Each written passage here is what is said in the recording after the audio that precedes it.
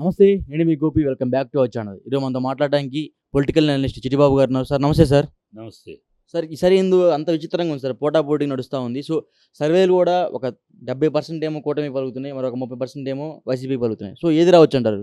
ఇప్పుడు ఈ ఎన్నికల్లో అనేక ఛానల్స్ ఇటుపక్క, అనేక ఛానల్స్ అటుపక్క. అవి లెక్క పెట్టుకుంటుంటే రోజుకు కొత్త వాళ్ళు ఎవరెవరో చెబుతున్నారు. వాళ్ళ వాళ్ళ ఇష్టం, వాళ్ళ అభిప్రాయాలు వాళ్ళు చెప్పచ్చు. కానీ దాంట్లో సబ్జెక్ట్ ఎంత ఉంది, ఏ లెక్కన, ఏ ప్రాతిపదికన చెప్తున్నారు అనేది ఉండాలి. ఒకళ్ళ మీద వ్యామోహంతో, ఒకళ్ళ మీద ఉన్న అభిమానంతో చెప్తున్నారా, లాజిక్ లేకుండా చెప్తున్నారా, లేకపోతే లాజికల్గా చెప్తున్నారా చూడాలి. అందుట్లో చాలామంది ఈ కూటమి గెలుస్తుందని చెప్పేవాళ్ళు చాలామంది పెయిడ్ అండ్ అనాలోచితంగా ఒక సైంటిఫిక్గా చెప్పే కాదు. ఎందుకు కాదు అంటున్నా అంటే వాళ్ళు ఏమంటున్నారు, మొత్తం వాషౌటు. ఎట్లా వాషౌటు? వైజాగ్, శ్రీకాకుళం, వైజాగ్ నేను ఒక గ్రౌండ్ రిపోర్ట్ ఇచ్చాను. పాయింట్ బై పాయింట్ శ్రీకాకుళం ఎందుకు వైసీపీకి ఉంది, వైజాగ్ ఎందుకు వైసీపీ వైపు మొగ్గుతుంది, విజయనగరం ఎందుకు వైసీపీ పక్క ఉంది, కడప, కర్నూలు, చిత్తూరు ఎందుకు వైసీపీ వైపు ఉంది, ఉభయ గోదావరి జిల్లాల్లో ఎందుకు టీడీపీకి ఎక్కువ ఉంది, గుంటూరులో టీడీపీ వైసీపీ పోటాపోటీగా ఎందుకు ఉన్నాయి, కృష్ణా జిల్లాలో వైసీపీ టీడీపీ ఎందుకు పోటాపోటీగా ఉన్నాయి, నెల్లూరు ఎందుకు వైసీపీకి ఉన్నాయి. ఈ జిల్లాల వైజ్గా విశ్లేషణ, ఎవరెవరు ఏ కారణాలతోటి ఈ వైసీపీకి ఉన్నారు, ఎవరెవరు గోదావరి జిల్లాలో ఎందుకు తెలుగుదేశం కూటమికి ఉన్నారు, ఇవన్నీ గుంటూరులో ఎందుకు ఉన్నారు, ఇది విశ్లేషించి, సైంటిఫిక్గా విశ్లేషించి, అక్కడ ప్రజాభిప్రాయాన్ని సేకరించి, ప్రజల మనసులో, గుండెల్లో ఉండే మాటలు సేకరించి చెప్పాం. అలా చెప్పినప్పుడు దానికి ఒక విలువ ఉంటుంది. ఊనే బ్లైండ్గా 170 వచ్చేస్తాయి తెలుగుదేశానికి, కూటమికి 160 వచ్చేస్తాయి, బుల్షిట్. అది బుల్షిట్ అనమాట. కనుక చెప్తారు, వాడు చెప్పే మాట నేను కమెంట్ చేయడం కాదు. వాడు ఇష్టానికి చెప్పుకుంటాడు. పెయిడ్ డబ్బులు తీసుకుని కొన్నాడు, సంతోషం. 4వ తారీఖు దాకా సంతోషం అయ్యి, అంతే కదా. వాళ్ళు ఏమన్నారంటే, మేము ఏ పార్టీకి అనుకూలంగా అయితే లేము, ఒక 400 మందిని పెట్టి ప్రతి ఒక్క కాన్స్టిట్యున్సీలో వెళ్ళి మా వాళ్ళు తిరిగి వచ్చారని చెప్తున్నారు. చెప్తారమ్మా, ప్రతి వాళ్ళు చెప్పేది అదేనమ్మా, చెప్పేది అలాగే చెప్తారు. ఆ శాంపుల్స్ రిలీజ్ చేయమనండి, ఇదిగో ఇన్ని శాంపుల్స్ ఈ స్టేట్లో, ఈ జిల్లాలో చెప్పమనండి. అవన్నీ ఉండవు. ఊనే మాటకి మేము శాంపుల్స్ కలెక్ట్ చేసామంటారు.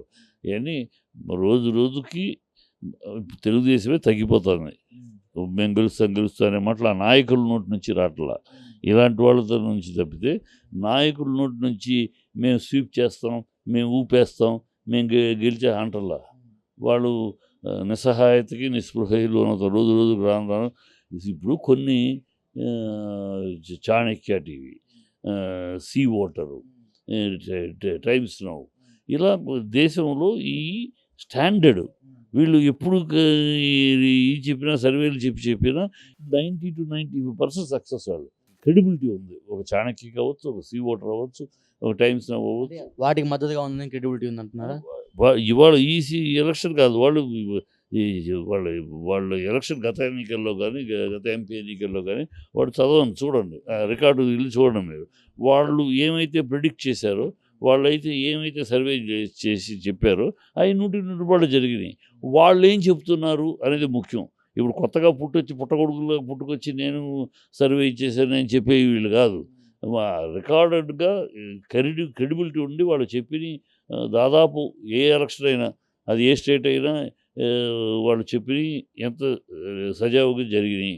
వాళ్ళు చెప్పిన 95% సక్సెస్ అవుతున్నాయి.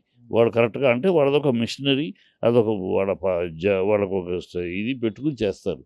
సో చేసిన కనుక వాళ్ళెవ్వరూ కూడా వైసీకి 125కి తక్కువ చెప్పట్లే. వాళ్ళు 175, 165 అనేది ఒక మైండ్ గేమ్. అది వైనాట్ 170 అనేది మైండ్ గేమ్.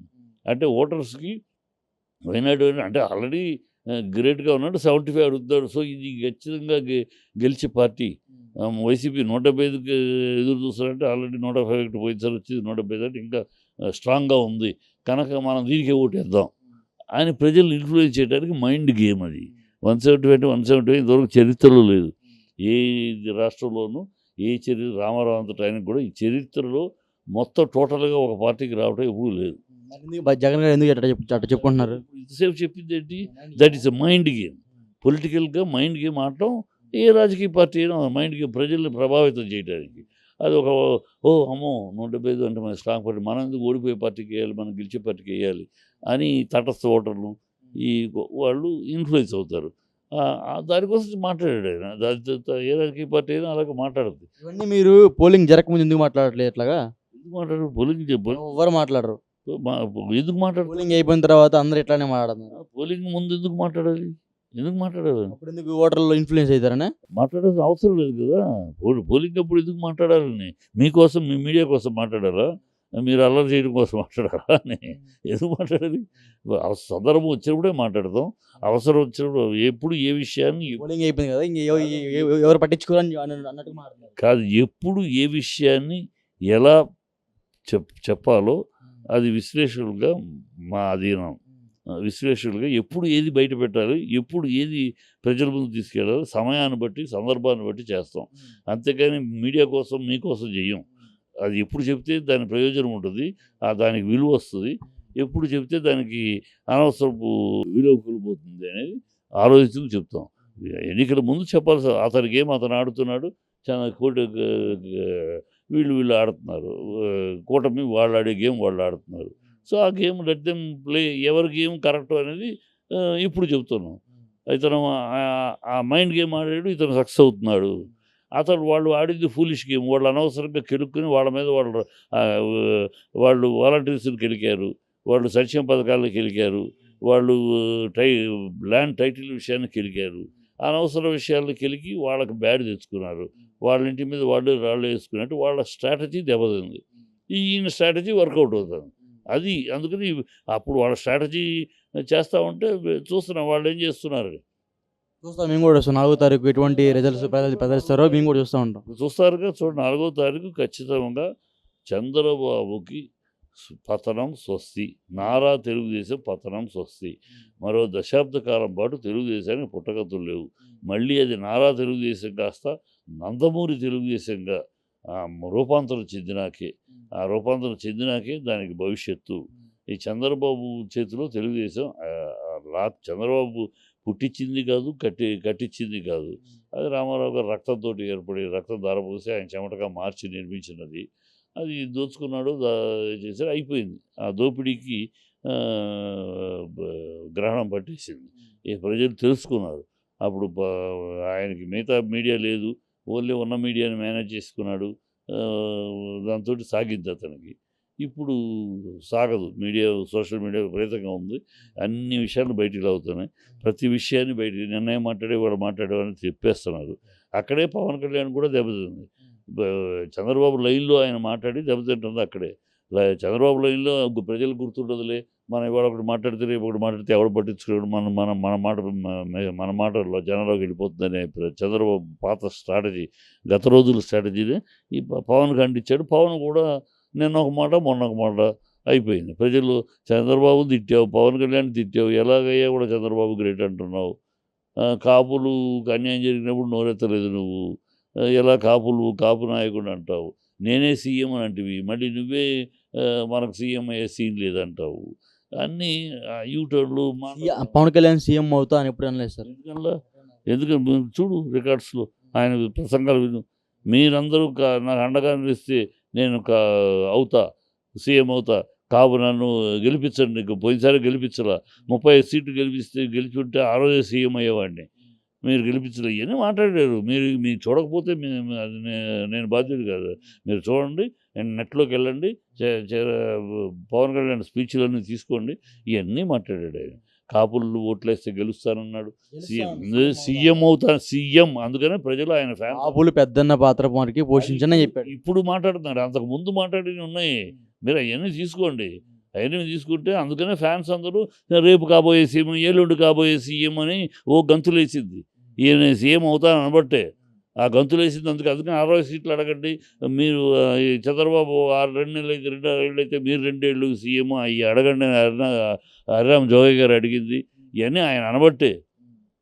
ఆయన అనబట్టి ఆయన ఫ్యాన్స్ రేపు సీఎం, ఎల్లుండి సీఎం, పవర్ స్టార్, ఆ స్టార్, ఈ స్టార్ అని ఎగిరి గంతులేశారు. ఇవాళ ఆ నోళ్ళు పడిపోయినాయి. ఎందుకు పడిపోయినాయి? నేను సీఎం కాదు, చంద్రబాబు సీఎం, ఆయన గెలిపించండి అన్నారు. ఆయన కాళ్ళ దగ్గర కూర్చోండి అన్నారు. కాపులకి ద్రోహం చేసిన చంద్రబాబు పెద్ద ద్రోహి కాపులకి. కాపుల కమిషన్ పెడతా అన్నాడు, పెట్టలేదు. దానికోసం ముద్రగడ పద్మనాభం ఉద్యమం చేస్తే అణిచేశాడు. కాపుల నాయకుడు వంగవీటి రంగాన్ని చంపిన హత్యలో వ్యూహకర్త అతను, ప్రజలకు అందరికీ తెలుసు.